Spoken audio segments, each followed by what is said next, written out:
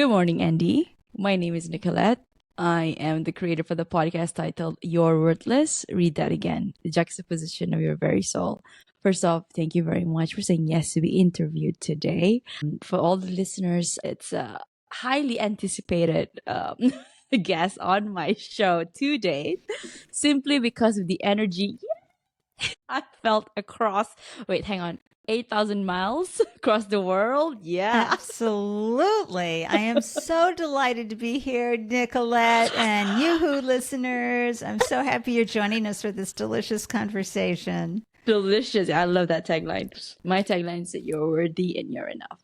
Yes, 100%. So, Andy, I would like to read a bit of your bio for our listeners today, and then we can get right into the conversation. So, hey everyone, we have Ande Lyons here, who is a four-time founder, a former global startup mentor, a serial podcast and live stream host since 2012, and currently the host of Don't Be Caged by Your Age, an interview style podcast helping folks thrive after 65. For 12 years, Anya has been edutaining folks with delicious conversations through podcasts, 750 episodes to date, and live streaming, 250 episodes. Wow. Anya has been unemployed since 1992. She raised millions of VC capital for .com she co-founded, thousands in angel funds for a food business she founded and scaled nationally in less than 2 years. And she's had several other businesses she launched and built on a shoestring budget. For 2015 to 2023, she was a global startup mentor and an accelerator mentor with Mass Challenge, E for All, MIT, etc. For 3 years, she co-hosted a monthly pitch event in Boston where founders had 99 seconds. Oh, this is like Shark Tank, I guess. Oh, yeah, they should be so lucky to have that many. Only 99 seconds. Think about that. Yeah. To pitch your value prop to a lively audience and a panel of investors. From 2020 to 2023, she hosted the Startup Live show. Delicious conversation with diverse startup founders from around the world, airing live twice a week across LinkedIn, Twitter, Facebook, and YouTube. Well, today she is focused on shattering ageism and helping folks dissolve the internalized ageist beliefs that keep them from pursuing new dreams and endeavors after 65. Wow. Dang, who is this person? I want to meet them. Yeah. I gotta get her signature. Andy, so tell us, before we go right into the conversation, what was it like growing up as Ande Lyons? Well, that is a very deep subject. It was not easy. I was not a fit for my family. So, and I was severely bullied in my neighborhood for 3.5 years. And for most of my life by my family of origin. So it was because I was too much. They didn't get me, but they couldn't keep me buried. So I grew up in a very New England, old Yankee family, that just, the emotions, I really would have been better growing up in Italy or someplace where they thrived on this kind of passion. And so I learned a lot about how to do what I call the country club personality. So I knew how to have good conversation. I knew, of course, as a white, blonde female from this class of humanity that I fit anywhere I wanted to go. And I learned important things like how to play golf, ride horses, ski, tennis, and how to have good cocktail conversations. But what did that do for me in life? Nothing. And so I spent quite a few years trying to find my worthiness, and I had zero worthiness, certainly from the age of 18 through 28. But when I turned 28, I learned about a program called LifeSpring. And LifeSpring was helping you become more self-actualized on an emotional level. So it took away a lot of the beliefs that we take on about ourselves, and it helped individuals get clear about the truth about who they are, and to remove a lot of the lenses that they had taken on over the years, not only to how to view the world, but how to view themselves. And so this was life-changing for me.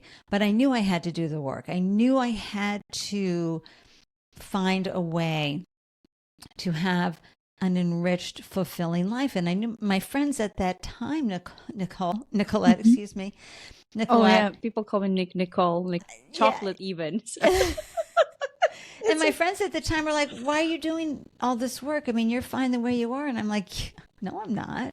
And so to tap into that worthiness. And so how that worthiness ended up showing up, if I can go on and talk about that, second husband.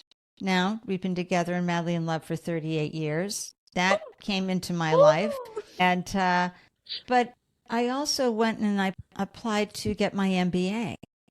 And I knew I could not take standardized tests. I'm terrible at that multiple choice stuff.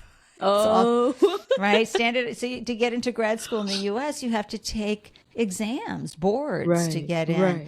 And the place I wanted to go told me not once, but twice, we don't accept scores that low. But my worthiness knew that ahead of time. And my worthiness set me up so that I went and I took courses at a local university, condensed courses, 3 semesters in one, in critical thinking courses like algebra, expository writing, statistics.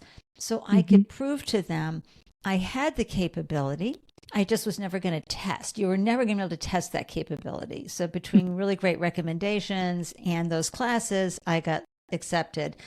And getting the MBA, could I have done what I wanted to do as a woman without the MBA? Absolutely not. It gave me credibility. You know, today I think that's different. I think it's what you build to do that. But I'm saying this for folks because when we're young and we don't know better, we get indoctrinated by our families about who we are and how we need to be in the world. We take in these internalized beliefs about ourselves that do not serve us. I am telling you, my first husband was so dangerous. My first, those years of 18 to 25 were high risk for someone who grew up in the country club sheltered environment. I left home at 18 and I had 6 years of OMG life. And I think the only thing I didn't do was shoot heroin. And so it was really tough. It was really, really tough. And I still deal with the trauma of all of it today. But it did teach me not only the fragility of life and the frailty of being human, but it showed me all walks of life. I mean, I went deep into all types of humanity, and which I never would have been able to see or have compassion or empathy for as an adult woman, given the background I grew up in. Is that a lot, listeners? Is that a lot to take in? But you asked, so I told you. The first question was like, oh, we grew up, yeah, the childhood was okay, but you went straight in. Well, and here's just a PS or a BTW. By the way, I divorced my family of origin when I was 58. I'm 67 now. So 9 years ago, I said, I'm out. Really? Yeah. And nobody fought for me to stay. So validating all of that. Wow. Can I also share my story? Yes. Go, girl. Go. I mean, well, thank you. We went straight into worthiness, and my journey was a bit of kind of similar. Where I got divorced as well in 2019. So right now, how do I say complicated? Of course, it's complicated. Yeah, right. Being Single. human is complicated, and now, exactly. Yes, and I think. I'm now 33, so 20 to 30 I was the good girl, as in my mom and dad has always said education is important, so go, achieve, until I felt like, what was I doing in this world? What was my purpose? So again, COVID, same as everyone, I think that was the shake up moment. I got divorced in 2019, so COVID lockdown in Malaysia started in March 2020. So I threw myself into working. because I said, okay, maybe the relationship department isn't, I'm not gonna ace it.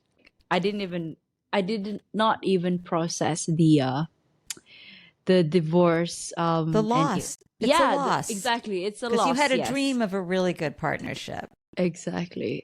And I just sort of like put it under the rug and then just went full force on working. But then the work at the time was toxic too because everybody was adapting to work from home. So it was back to back meetings and it became this the whole spiral of just projects after projects after projects. Yeah.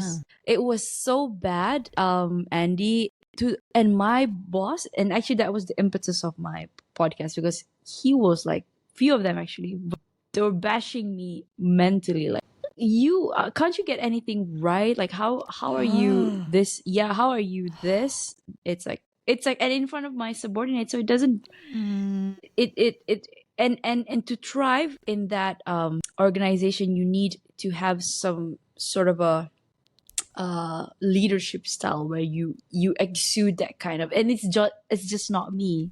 yeah. And Nicolette, I'm just going to jump in here and say one of the Yeah. biggest lessons I learned from one of the founding professors of the grad school I went to, last class, last day, she said, it doesn't matter how good you are at what you do if you're not in an environment that is in alignment with who you are and who you be. So you brought great skills, but that environment was never going to see it. These people were never going to champion you and celebrate you and your work ever. So you probably were very successful at what you did.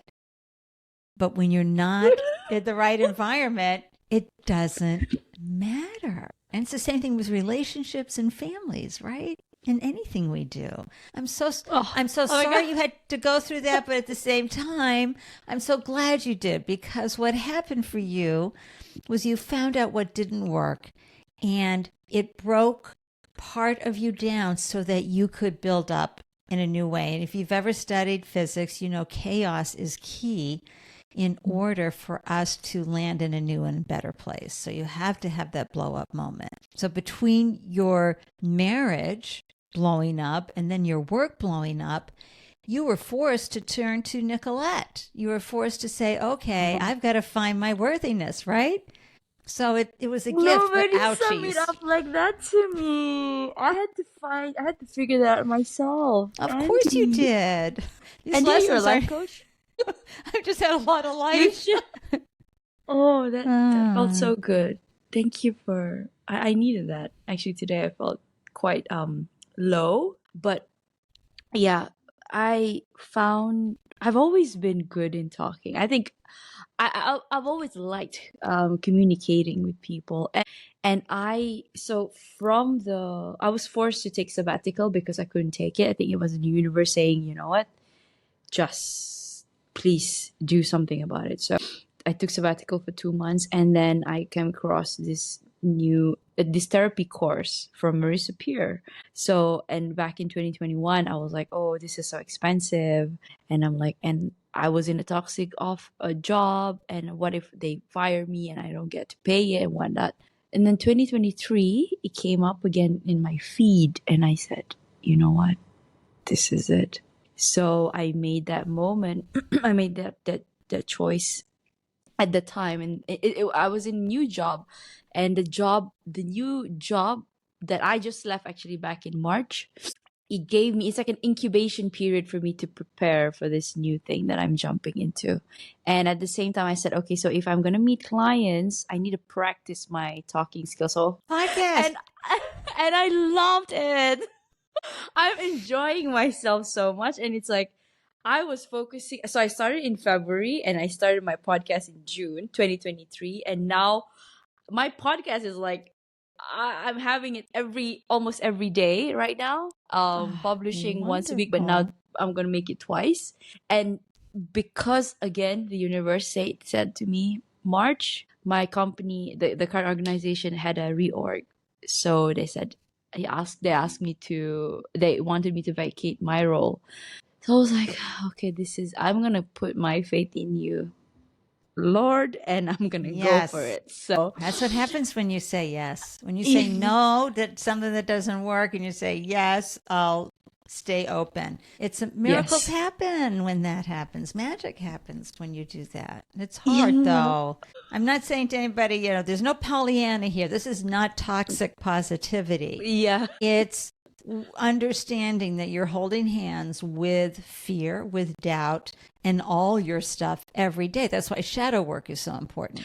That you sit there, with the yeah. light of your being, but you're willing to talk to fear and doubt and go, I know this is really scary, but I think I got this. But I'm so glad you shared. When you listen to those voices, they get quieter. I am just so in awe and wonder of you, Nicolette. This is extraordinary, the work that you're doing. And what I also really love is, that you found in podcasting several things that are so important.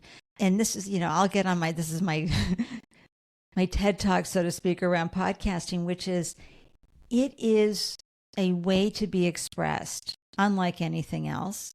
It is a way to build your expertise in an industry and in the algorithms, the EEAT, experience, expertise, authority, and whatever that T stands for, that it helps you do that. You get to have conversations with people who you never would have met. People love to get on a podcast, especially when it's a good host like you who helps them, get through a good conversation. But also, it can't be about the downloads. It has to be how it serves you.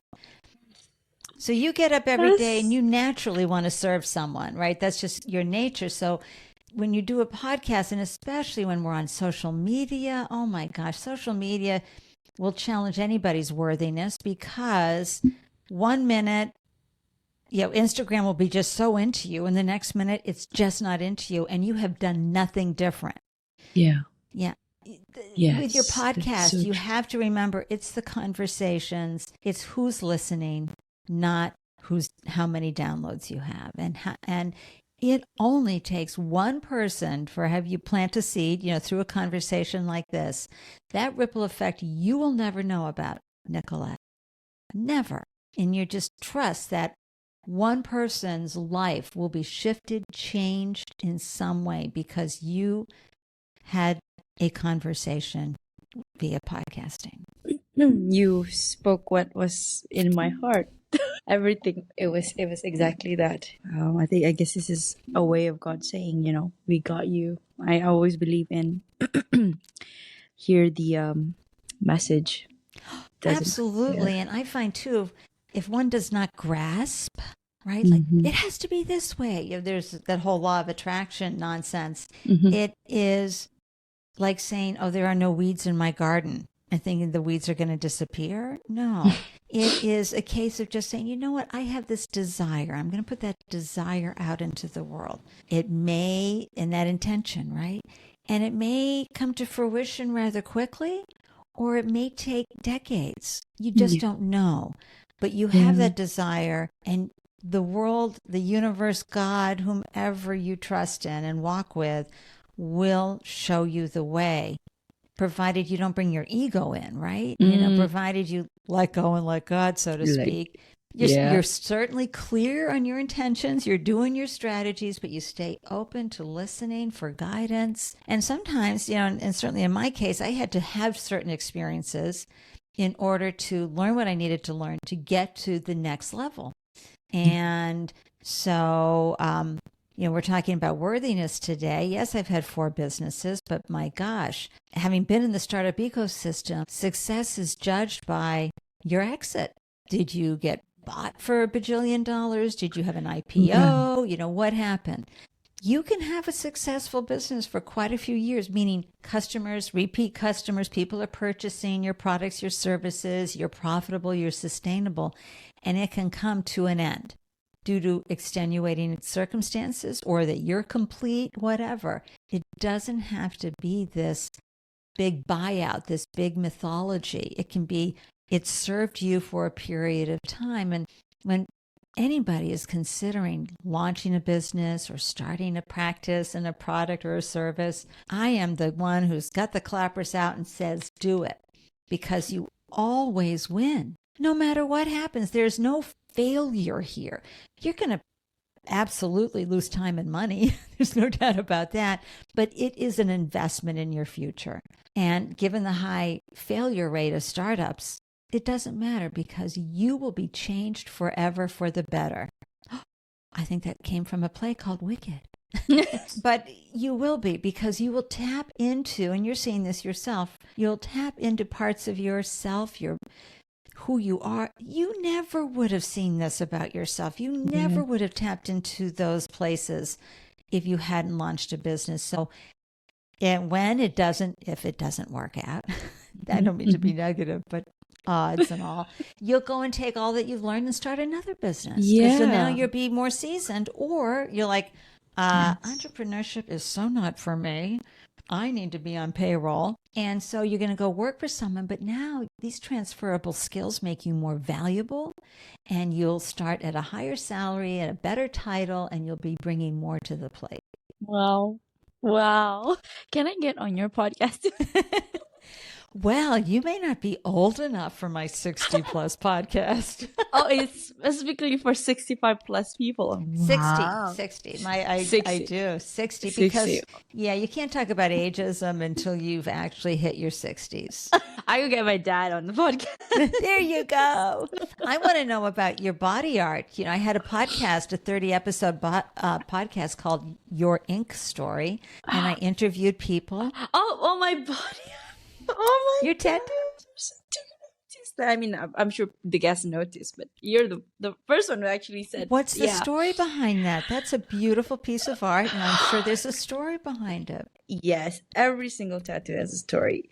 So this one is Magnolia, and there's a digit here saying 0145. So this is supposed to be my sister's.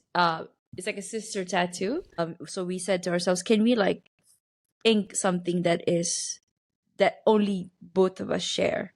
So we so happened that we were born at the same time but different year.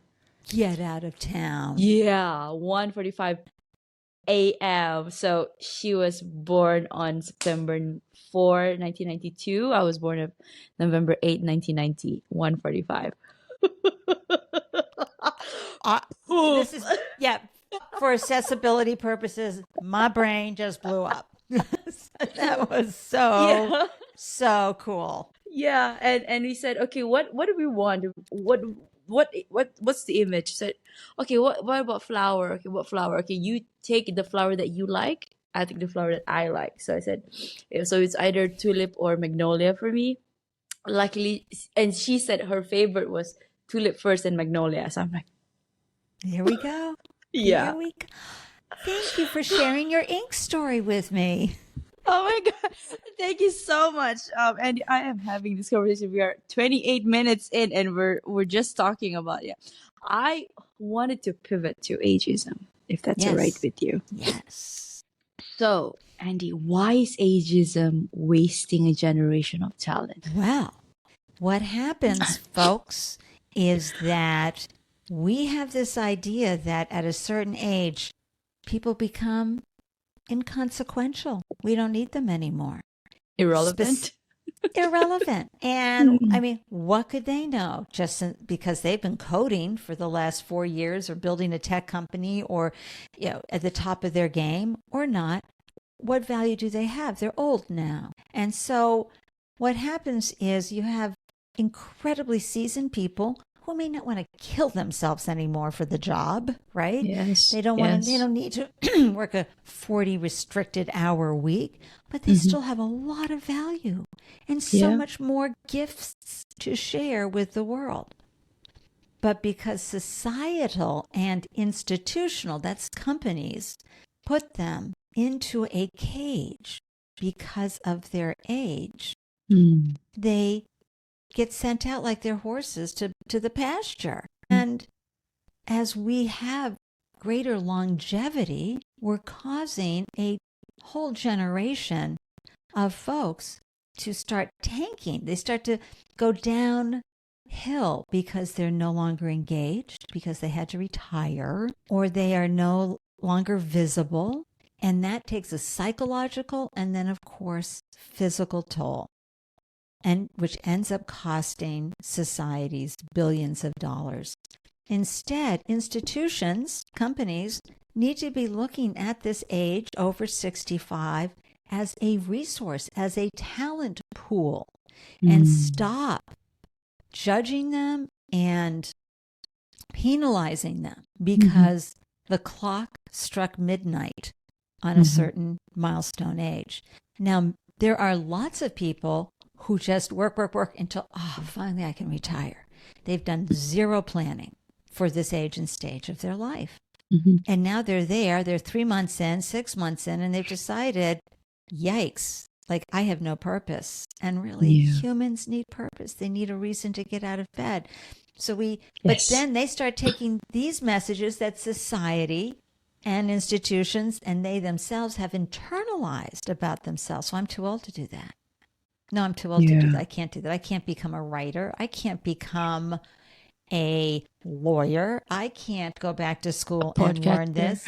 A podcaster. And so it becomes this self-sabotaging, self-defeating conversation. And so through the podcast, Don't Be Caged by Your Age, I not only want to shatter these internalized ageist beliefs, I want to provide representation. Well, here's Mildred, who at the age of 68 really wanted to write this book about her fascinating life. But she said, I got to go back to school for that. So she did. She got her master's in creative writing. Then she's like, okay, I've written this book, but all of a sudden I have to do all this work to get it out there. How am I going to do that? And so she goes, I guess I have to create a podcast, right? No. So she has this phenomenal podcast called My Cotton Patch Moment. It's so good. And her voice you could listen to all day. And then because she built that platform, she was able to get her book published. And so at the age of 72, boom. So, these are the conversations we're having. And I'm just here to plant seeds, help people figure things out, and not be caged by their age. Be able to say, okay, well, that person, and I do this also on my Instagram feed or my YouTube or TikTok feeds, show examples of people talking about their bodies or talking what it's like to be 65. Because when you talk about worthiness, we see the 30, 40, 50-year-olds all trying to love themselves and all of this. Trust me, when your body is in decline into some serious aging, you have to have a whole nother level of not only radical self-love, Nicolette, you have to have an compassion and patience, because your body is no longer going to move at the pace you were used to having it move at. It's going to just not look the way you thought. You have to have an adjustment to loving yourself, wrinkled, crepe-skinned, brain, all the things that happen. Because at the same time, it is such a privilege to still be alive. And so to answer your question about wasting a generation of talent, you've got 20 years of a generation that has incredible wisdom, incredible adaptability and agility, but most importantly, you've got a whole population of people who know how to communicate, because we didn't have the internet or texting. We had to go and work the crowd. We had to have conversations. We had to learn how to write. We had to learn all those things. And so that level of relationship building and human touch is so important for organizations today. Wow. What are your thoughts about the trajectory that we are going right now? This is, tractions are starting about ageism, like this. Like, where do you see us in the next 3 to 5 years? How do we position? How do people of 60 above of age can position themselves? I think they need to rewire. So I don't think they need to retire. I think they need to rewire their brains. I love that. Yeah. Well, there's actually a book called Don't Retire, Rewire. She'll be on the show in a few weeks, but Jerry wrote it in 2001. And what it is we've got to take these beliefs that we've taken on and do the work to dissolve them. just like you have done the work in order to detach from a toxic work environment and a toxic relationship and find out and do the work of what do I really want and who do I really want to be and where do I want to take myself professionally that will be fulfilling and give me my ikigai. And so you're hitting all the points here. I love it. And so I'm hoping that those over 65, and look, there's nothing wrong if you want to play with your grandkids all day and work in the garden. Love that for you. But 7 out of 10 folks do in pre-retired age do not want to stop working. There is a level of community and fulfillment and accomplishment and all the things, all the feels as well that come with working. And so I want to encourage people just to continue to do the work, continue to look at their mindset, continue to look at what blocks are preventing them from even exploring. We had on episode 3, we had Mary Bartnikowski who sold all her possessions and became a solo traveler as an older woman. And how did she do that? Because who can afford that, right? She's living off of some savings and her Social Security check. How does she do that? Well, there's ways to be a volunteer, so all your expenses are paid. And how do you get community if you're hanging out in Sicily or somewhere in Jakarta? You can get online and find out expats are getting together. If there are any meetups going on, just all these incredible tips to manage this time. If solo travel is what you might want to do, just trying to plant in people's heads different threads they could pull on. And that's what I'm hoping as we go out 3 to 5 years, that there is a shift from, anybody over 55 has no ambition. They're permafrost in a company to, hey, how can we help you up your game? You're 60. You've been contributing to the organization for, however long period of time. What do you need to up your game? Nobody talks about that in HR. Yeah. Right? If you're over a certain age. It's like, it's automatic 59, 58. Oh, so he or she is retired in 2 years' time. So, oh my gosh, I go to see the doctor. Let's plan for the retirement party instead of how can we? And nobody would ask you, Nicolette. So you're retired? Yeah. No, but I go to the doctors. I go to buy a car, and they go, "So are you retired?" And I'm like, "Oh, ageist much?" Yes, clap them back. And when I was in the startup ecosystem, doing all these events and pitch events, and I'd hear people say, well, pitch your startup as if you were trying to explain it to your grandmother. And I'd be like, all right, we got to shut that down right now. Yeah. We were coding and building tech companies way before you were born. I don't want to hear that nonsense. Come on. Yes. We got to get rid of that meme about because they're old, they don't know how to use technology. 67 here, please. I teach my kids, my young sons. Oh things. My God. So anyway, I love that, and I feel like I could talk to you all day. I think no wonder you have so much success with your podcast, like 750. Aww. Come on. So Nicolette, can I read my favorite quote that, as you can see, I'm going to show it to you. It's got so many little. It's all. Can I read it? You are always a valuable, worthwhile human being, not because anybody says so, not because you're successful, not because you make a lot of money, but because you decide to believe it and for no other reason. It's a practice, though, right? It's a practice. Yeah. I actually, how I close my show is for you to leave a quote, for a guest to leave a quote. So I guess I will be getting a quote from you later on. That's my quote. Wayne Dyer nailed it. Wayne Dyer nailed. Okay, so we reshuffle. That's fine. Andy, so why is anti-aging messaging so harmful to women? Oh my gosh, how to not feel like you're enough. Oh my God, you got wrinkles? We got to fix that, girl. I got to get. You have signs of wrinkles? Oh, that's it. You're no good. You are no good. You are no longer beautiful. You are no longer enough. Or your body, come on. Look, you're aging every single day. Right now is the youngest you'll ever be in your life, right now. And the next minute, that's going to be the youngest you'll ever be in your life. You have to stop this anti-aging messaging that goes out that especially tells women that they are not enough because they've got signs of life. So Brandi Carlile has this wonderful song called The Story. And the words start off with, all of these lines across my face tell you the story of where I've been, tell you the story of who I am and how I got back from where I've been, right?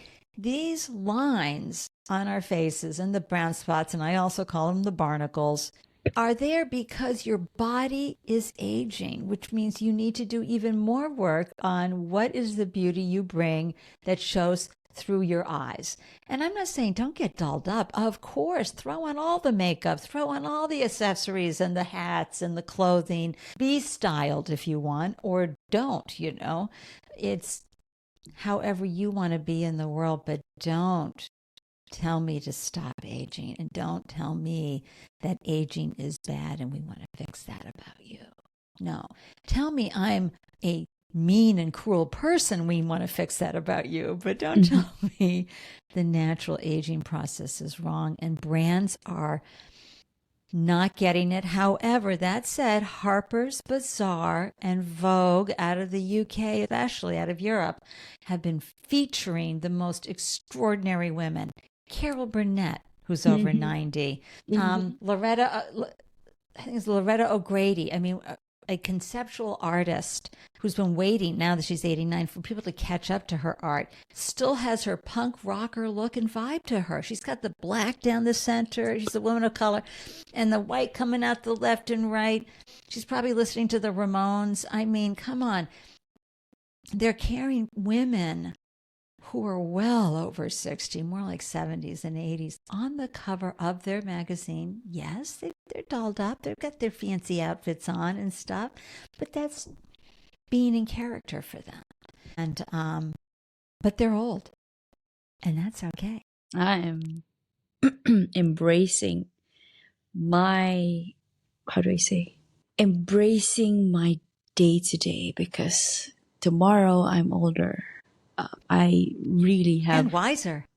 And wiser, exactly. And I remember a former boss, she passed 2022, and she said, I don't really understand why we need to fight aging.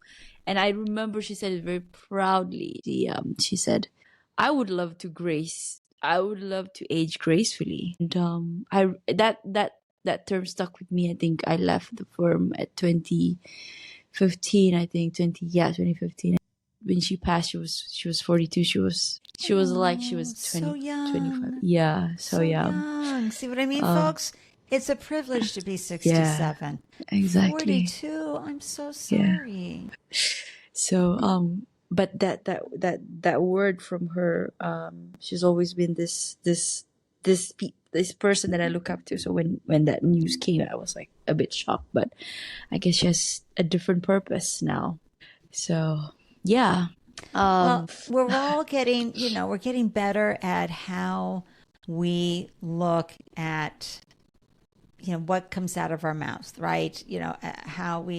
I'm just going to push back a little bit on the aging gracefully, Nicolette, because in the ageist movement, this implies that an individual has somehow aged better or more slowly than societal norms. And so the expression we want to grow into is, you look great for any age, right? Because, aging gracefully is right up there with, you look great for your age. And right. Some of us are born with really good DNA. Some of us didn't smoke or hang out in the sun.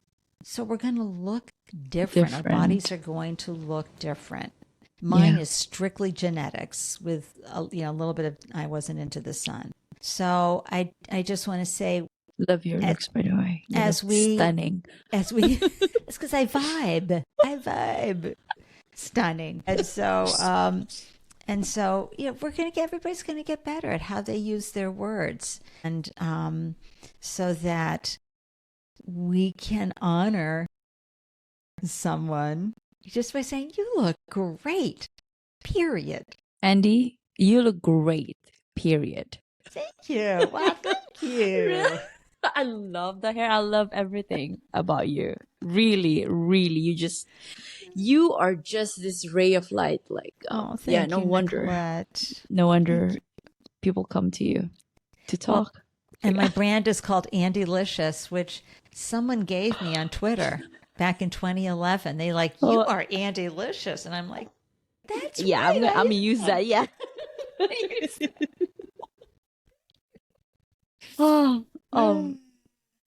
Andy, you okay. I'm gonna ask on the business side, since you are seasoned at this. What does someone need to know when they're starting a business for the first time? They need to know several things. They need to understand what their minimum value proposition is. That means what idea do I have?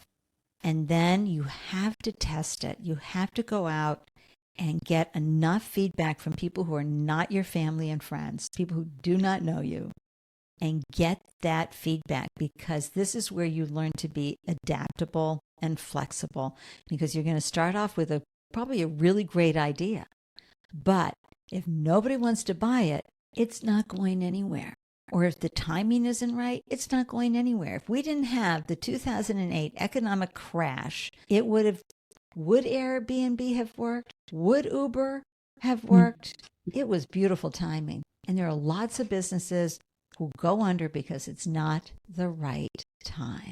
Also, set some money aside. In fact, side hustles are wonderful, meaning keep employed. Have the ability to pay the rent, unless you're young enough and you can move home with your parents. That's okay too. Find ways to get the overhead low, because you want enough time and runway. There's a mythology that if I build it, they will come, right? That's not going to happen. The other mythology is that it's going to happen within 2 to 3 years. No, you start a business, look at it over a 10-year period. And then also see how quickly you can become profitable and sustainable. And finally, understand the CAC LTV ratio. CAC is the customer acquisition costs. How much is it going to cost me to bring on a customer? And what is the lifetime value of that customer? So if you have a product or service that gets used again and again, it's easier to count. And I have a great video. Go to my channel, Ande Lyons Advice, to understand why you need to know that. And a lot of folks do not look at this end of their business, and it is so important. And then finally, too, as you are building your team for your startup, understand that the team you're building for a startup is a team of folks who are willing to take less pay, if any, who are part of the whole passion. We're going to do this run. It's kind of like that first 18 months of falling in love with someone, right? Very high energy, really great. But founders, remember, and this could be even yourself, as you scale your business and you start to leave the startup realm, and you need to really think about scaling where you are growing at a much higher rate, to bring on people who know how to manage and lead with that level of growth, who have worked in enterprises, not startups. So, and I say that because a lot of time where companies, startups can run into trouble is with their talent acquisition, and helping those folks who come on initially, who have a great skill set from that initial hustle. They will not most often have the same skill set required and needed for a really big growth stage. So you often can tell folks when they're coming on board, this is your title now, this is what you're going to be doing now, and I promise when we hit 5 million, 15 million, whatever that growth stage is going to look like, I will make sure that you are part of the hiring process for the person you'll be working with over you. That is the reality. And then finally, remember, if it doesn't work out, it's okay. There's another business behind it. I love it. And And you learn a thing or two oh, from it. it's Yeah. such a good run. Such Yeah. a good, fun thing to do. And more women do it because they want to be able to raise their families and they don't want the constraints. So And walk me that first step just now, Andy. You said get the some sort of a survey from people if they're yeah, so if you've come up with an idea, whether it's tech or a product, or food, service. whatever, or a Right. service, you need to go where your customers are. You have to really understand your customer persona and who Mhm. you are going to be vibing with. Because as Seth Godin said, sure, it's been done before, but not by you and not for us. So when someone feels unworthy because, oh, this has been done before, I invite them to walk down the bread aisle at the grocery store, where you're going to find new brands always coming in and the old brands are still hanging out there, and there's probably 30 choices for your whole wheat bread Mhm. or your rolls.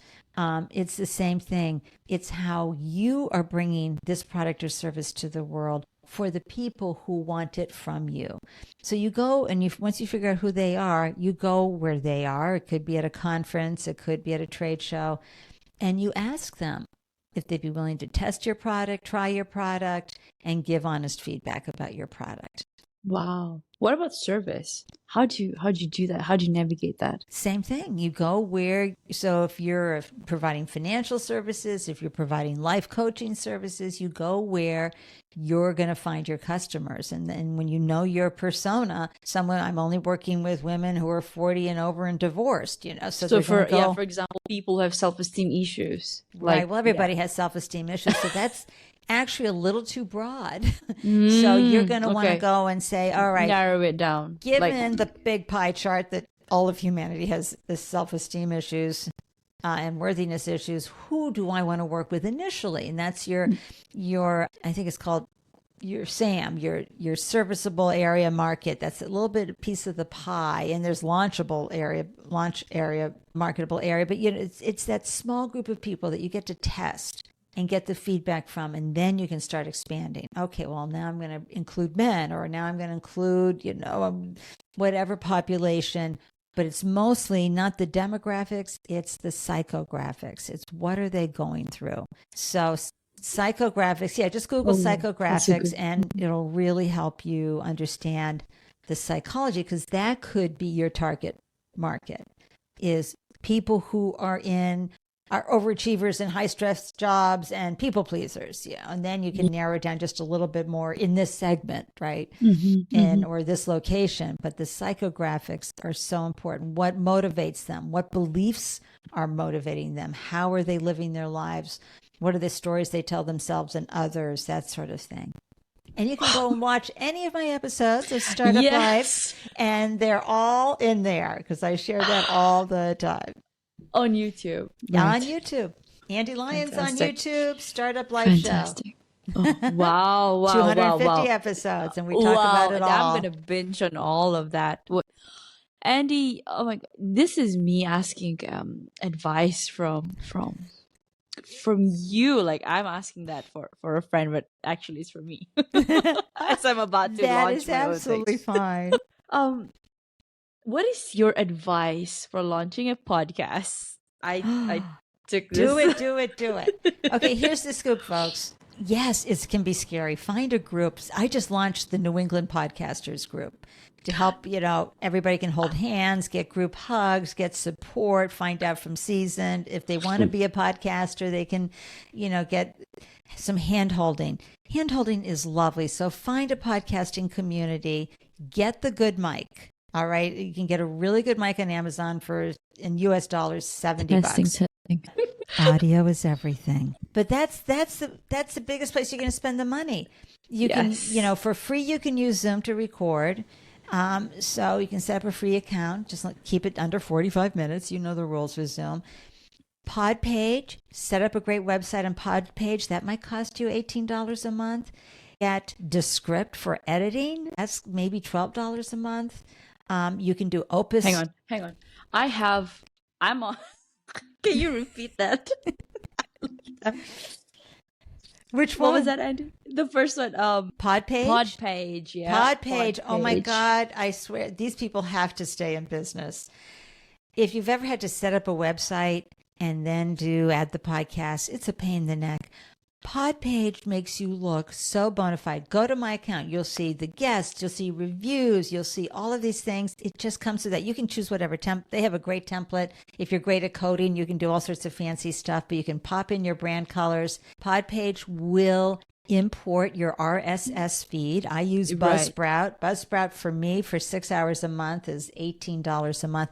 I'm saying this because listeners, you can see how after your one-time cost of a microphone, your monthly nugget, where you have to come up with is under $100 for you to record, shoot, edit, post, website. You can get a little fancy and get some castmagic.io for some AI. And what Cast Magic does is they give you you upload your audio and they'll give you 10 titles you could use, show notes, keywords, a reel, a newsletter, Based a on the LinkedIn SEO. post. Yep, everything. Everything. And you can, and it's so much easier to edit than it is to really come up with original content sometimes. So you'll get enough there to grab your show notes. And for one episode, once you get your systems and procedures down and you stop being so critical and you're about just launch it, just post it, you can get it done between recruiting the guests, interviewing the guests, preparing for the interview, and then everything, maybe 6. Initially, probably take you about 10 hours a week, but you can get it down to 6 hours a week with good systems and procedures.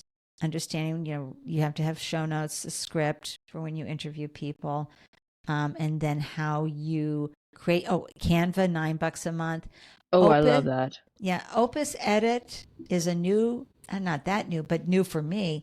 They'll take your video and they will create 6, 7 clips that are in the portrait format. So they'll take this side by side that we're doing right now and put it up on top. And then they'll take the caption and it'll be going across, all in there. It is really one of the real bells and whistles. So anyway, folks, the most important thing is that you just do it again and again and again and again consistently until you get your sea legs, until you sit there and go, all right. I'm getting the hang of it. And it could take a year. Yes. I mean, in 2012, it took me a good year before I was not shaking at the knees and really, who cares? Initially, folks, nobody's going to be listening. I'm not nobody, but you're not going to have that many downloads.